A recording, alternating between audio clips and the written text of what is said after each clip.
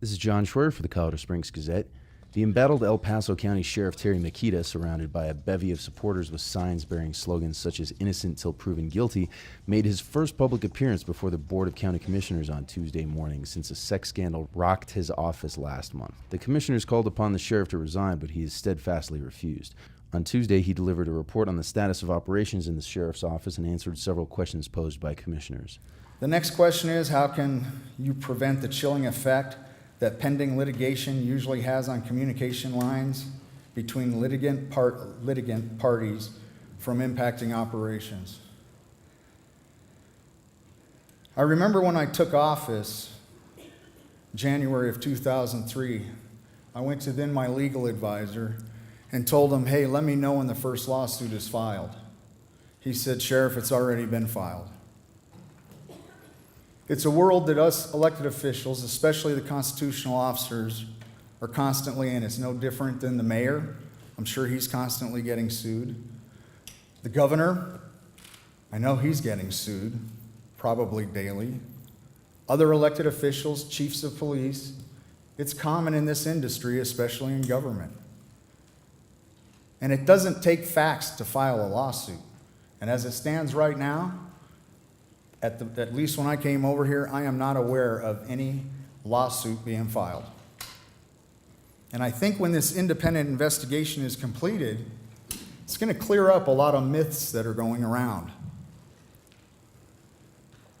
But I plan to come to work and do my job just like my people are, be there to support them, address their needs if they have a resource that's needed, and make sure we continue following the strategic planning process that I have continued from my predecessor.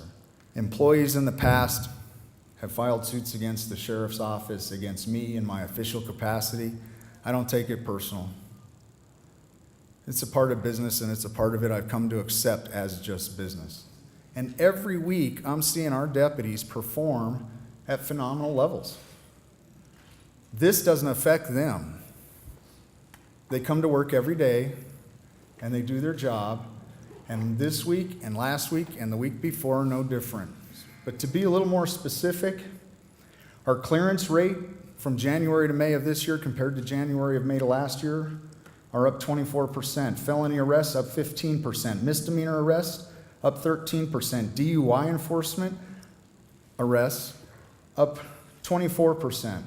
My budget staff in my finance office are just as committed today as they were a year ago, 2 years ago, 3 years ago, 10 years ago, to work closely with the county, maintain that relationship, and ensure that every aspect involving finance is done exactly as the county has prescribed through their policies, and our policies internally are written to be consistent with those regarding the county.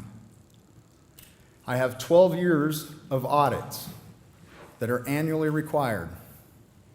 Not one audit in the last 11 years, and I know the 12th one is coming due any day now, has showed any deviation from county policy, procurement procedures, or anything else.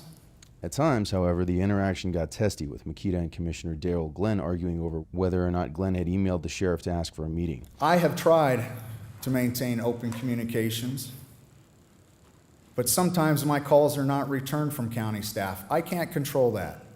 But if county staff calls me, I'll take the call. And it should be no different than 3 months ago when you'd pick up the phone or you'd send an email. You do not have to resort to writing an editorial in a small Black Forest newspaper requesting to meet with me.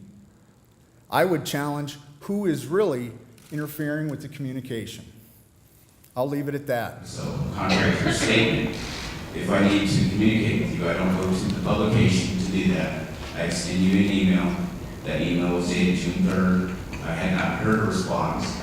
People in the community were frustrated, and I think that's where they published the email. I had my executive assistant go back and search my emails. I never saw one from you requesting that. I can show you right here on the iPad. All right. But it was made, and whether it got lost, I just wanted to, if I want to talk to you directly, I send you an email, and I did send that. Well, I'll be happy to assign somebody to address address that. The But sheriff was also visibly exasperated by some of the questions, such as when he was asked about disaster preparedness.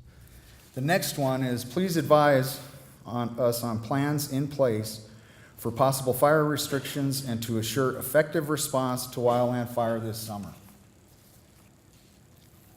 I'm not sure why all of a sudden we think we have to reinvent what we've done and done very well for the last 20 years. Those policies don't change January of 2014. We'll use the same process we've always used. And when the conditions are appropriate, we try to coordinate implementing a ban so you don't have one level in one community, another in the city, and another in the forest. That will not change. We'll continue to do that.